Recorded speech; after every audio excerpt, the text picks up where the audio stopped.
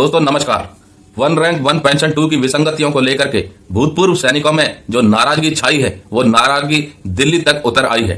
दिल्ली तक भूतपूर्व सैनिकों का जो जंतर मंतर पर धरना प्रदर्शन है वो पिछले 7-8 महीनों से चला है और अब हो सकता है कि ये धरना प्रदर्शन और भी ज्यादा गर्मा जाए, क्योंकि अभी तक सरकार ने उनकी मांगों को पूरा नहीं किया है। वन रैंक वन पेंशन 2 में जो विसंगतियां हैं उनमें लगभग 16-17 विसंगतियां हैं जिनकी मांगे लगातार की जा रही हैं। जो मांगे भूतपूर्व सैनिकों की है उसमें इक्वल मिलिट्री सर्विस पे डिसेबिलिटी पेंशन का जो बहुत बड़ा अंतर है, कर्मचारियों को बहुत कम दिया जा रहा है, अधिकारियों को बहुत ज्यादा दिया जा रहा है, उस अंतर को भी कम करने की मांग की गई है। फिटमेंट फैक्टर जो 7वें वेतन आयोग में इस्तेमाल में लाया गया था वो कर्मचारियों के लिए 2.57 था, अधिकारियों के लिए 2.81 था, उसको भी बराबर करने की मांग की जा रही है। और ऐसी तमाम मांगे हैं जिनके ऊपर धरने प्रदर्शन दिए जा रहे हैं, आवाज उठाई जा रही है। तो क्या अब सरकार इन विसंगतियों को दूर करेगी?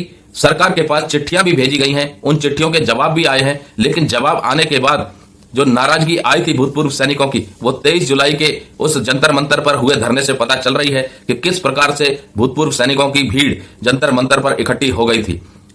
अब हो सकता है कि यह भीड़ और भी ज्यादा हो जाए, क्योंकि अभी तक सरकार की तरफ से कोई पॉजिटिव रिजल्ट नहीं दिया गया है। भूतपूर्व सैनिकों की नाराजगी लगातार बढ़ती जा रही है और 6 अगस्त यानी आज के दिन जो मांग थी कि महारैली का आयोजन हो सकता है दिल्ली में, या फिर और भी बड़ा धरना प्रदर्शन हो सकता है दिल्ली में, जैसा कि देश के सभी भूतपूर्व सैनिकों से आह्वान किया गया था कि दिल्ली में आइए रामलीला मैदान पर अपनी मांगों को उठाने के लिए, अपने धरने प्रदर्शन को बढ़ाने के लिए। ये शाम को देखने को जरूर मिलेगा कि किस प्रकार से देश की भीड़ भूतपूर्व सैनिकों की रामलीला मैदान या फिर यूं कह लें कि दिल्ली में घूम रही है। ऐसे में सरकार की तरफ से कोई संज्ञान न लेना और सरकार की तरफ से भूतपूर्व सैनिकों को कोई सेटिस्फैक्टरी जवाब न देना कहीं ना कहीं उनके आने वाले चुनाव में एक हार का कारण भी बन सकता है, क्योंकि वो केवल भूतपूर्व सैनिक ही इस सरकार से नाराज नहीं है, देश के तमाम केंद्रीय कर्मचारी और पेंशन भोगी इस सरकार से नाराज हैं। क्योंकि देश के तमाम केंद्रीय कर्मचारी और पेंशन भोगी जो मांग कर रहे हैं कि ओल्ड पेंशन स्कीम की बहाली की जानी चाहिए, उसके ऊपर भी कोई पॉजिटिव रिजल्ट सरकार ने नहीं दिया है। तो यूं कह ले कि देश का एक बहुत बड़ा तबका जो कि केंद्रीय कर्मचारी और पेंशन भोगी है वो कहीं ना कहीं इस सरकार से खफा है और शायद इनके वोट सरकार के पक्ष में आने वाले चुनाव में देखने को ना मिले। तो ऐसे में क्या सरकार के ऊपर दबाव बनता है कि इनकी मांगों को पूरा किया जाए, या फिर इनकी मांगों में से कुछ मांगों को पूरा कर दिया जाए ताकि कुछ वोट तो अपने खाते में जरूर लेके आए।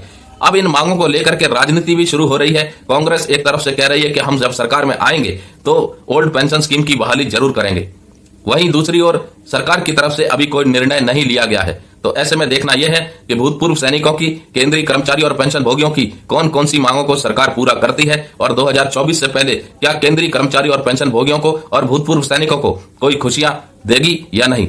जय हिंद, जय भारत दोस्तों।